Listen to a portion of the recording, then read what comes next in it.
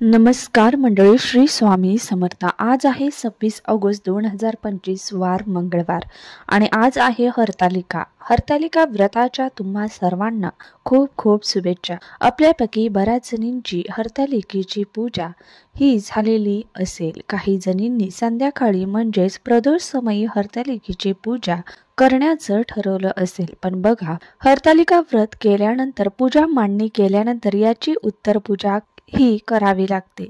उत्तर पूजा तुम्ही गणेश चतुर्थीच्या दिवशी करायची असते आणि या व्रताचा उपवास जो आहे तो देखील गणेश चतुर्थीच्या दिवशी सोडायचा आहे। आजच्या या व्हिडिओमध्ये हरतालिका व्रताची उत्तर पूजा कशी करावी, पूजेमध्ये जे जे साहित्य आपण वापरलेलं आहे त्या साहित्याचं काय करावं, नैवेद्य कोणता दाखवावा, हरतालिका व्रताचा उपास जो आहे तो हा एक पदार्थ खाऊनच सोडायचा आहे। तो पदार्थ कोणता याबद्दलची सगळी माहिती मी आज या व्हिडिओमध्ये शेअर करणार आहे। त्यामुळे व्हिडिओ स्किप न करता शेवटपर्यंत बघा। चॅनलवरती पहिल्यांदा आला असाल तर सबस्क्राइब करा आणि असे नवनवीन माहितीपूर्ण व्हिडिओ बघण्यासाठी बेल आयकॉनलाही क्लिक करा। त्यामुळे जेव्हाही मी नवीन व्हिडिओ अपलोड करेल तेव्हा त्याचं नोटिफिकेशन सर्वात आधी तुम्हाला मिळेल। तर पहा, हरतालिकेची पूजा जी आहे ती हरतालिका तृतीयेच्या दिवशी दिवसभर तसंच रात्रभर ठेवली जाते। त्याच दिवशी या पूजेची उत्तर पूजा केली जात नाही। गणेश चतुर्थीच्या दिवशी या व्रताची उत्तर पूजा केली जाते। आता उत्तर पूजा करत असताना ती कशी करावी तर पहा, उद्या गणेश चतुर्थीच्या दिवशी हरतालिका व्रताची उत्तर पूजा करण्यासाठी पहाटे लवकर उठावं। उठल्यानंतर घराची स्वच्छता वगैरे करून घ्यावी, कारण आपण गणपती बाप्पांना घरात आणणार आहोत। तर घराची स्वच्छता वगैरे झाल्यानंतर आपल्याला आंघोळ वगैरे करायची आहे आणि सर्वप्रथम आपल्या देवघरातील देवांची देवपूजा ही करून घ्यायची आहे। देवघरासमोरच तुम्ही पूजा मांडलेली असेल तर मग तुम्हाला देवपूजा करता येणार नाही। मग त्यासाठी तुम्हाला काय करायचं आहे की सगळ्यात आधी तुम्हाला हरतालिकेची उत्तर पूजा करायची आहे।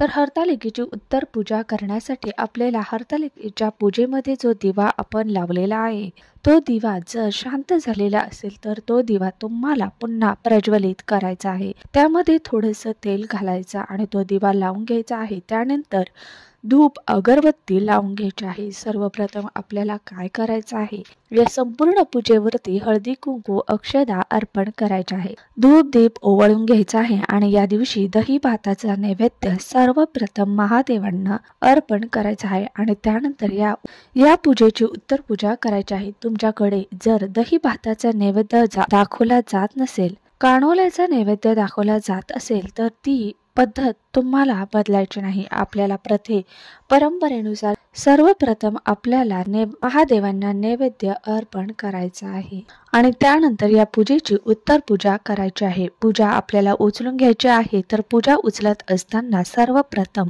आपण या पूजेमध्ये ठेवलेला जया विजया म्हणजे ज्या पार्वतीच्या 2 सख्या पूजेसाठी आपण मूर्ती स्वरूप आणतो त्या तुम्ही आणल्या असतील तर त्या उचलून घ्यायच्या आहे। आपण या पूजेवरती ठेवलेली पत्री वेगळी, सगळी बेलपानं, सगळ्या प्रकारच्या पत्री, फुलं, तुम्हाला सगळं हे एका ताटामध्ये काढून घ्यायचं आहे।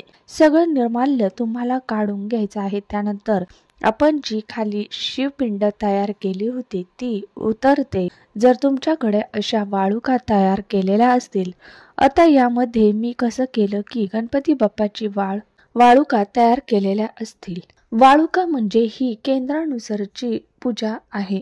तुम्ही जर या पूजेमध्ये गणपती स्वरूप सुपारीची स्थापना केलेली असेल तर ती सुपारी तुम्हाला प्रथम उचलून घ्यायची आणि जर तुम्ही वाळुका तयार केल्या असतील तर मग त्याचं काय करायचं हेही मी सांगते।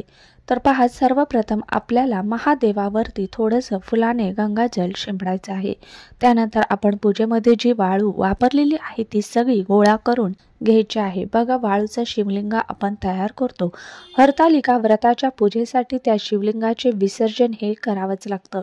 आता तुम्ही फ्लॅट सिस्टीम मध्ये राहता, तुम्ही हे वाळू कुठे विसर्जित करावे तर पहा, तुमच्या घराच्या आसपास जिथे कुठे झाड असेल तर त्या झाडामध्ये ही वाळू आहे तिथे तुम्ही टाकून देऊ शकता आणि तुमच्या घराच्या आसपास नदी आहे, तलाव आहे मोठा किंवा समुद्र आहे तर तिथे तुम्ही ही जी वाळू आहे ती टाकून द्यायची आहे।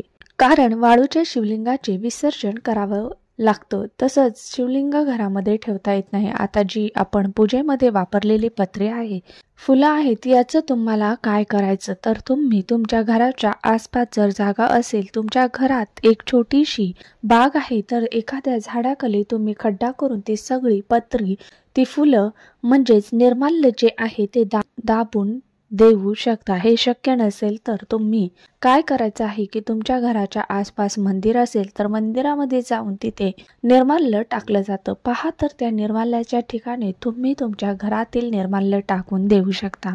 कचऱ्यामध्ये तुमच्या घरामध्ये जी व्यक्ती कचरा घ्यायला येते त्या कचऱ्याच्या डब्यामध्ये या सर्व वस्तू ज्या आहेत त्या चुकूनही टाकायच्या नाहीत. त्यामुळे तुम्हाला दोष लागू शकतो.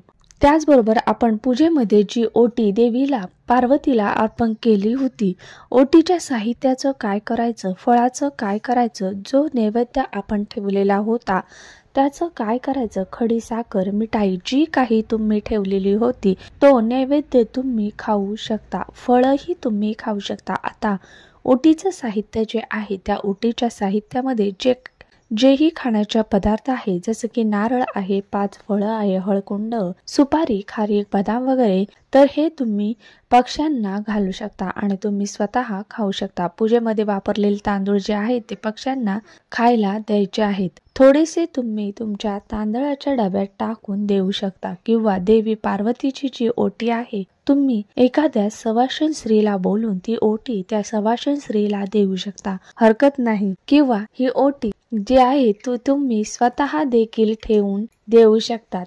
यामध्ये जेही शृंगाराचे साहित्य ठेवलेलं असेल, मेहंदीचा कोण असेल, नेलपेंट असेल, टिकल्याचं पॉकेट, हे तुम्ही स्वतः वापरू शकता. ब्लाउज पीस देखील तुम्ही त्याचं एखादं ब्लाउज पीस शिवून शकता किंवा तुम्ही एखाद्या मंदिरामध्ये ही सगळी ओटी जी आहे ती देवीच्या मंदिरामध्ये नेऊन अर्पण करू शकता.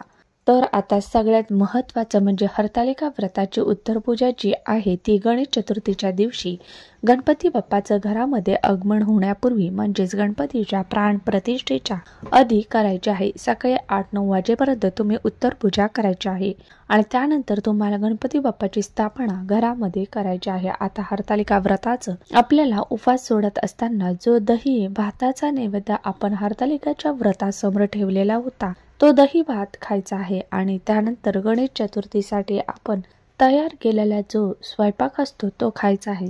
असं करूनही आपल्याला हरतालिका व्रत जे आहे ते पूर्ण करायचं आहे आणि त्याचा उपवास जो आहे सोडायचा आहे. धन्यवाद.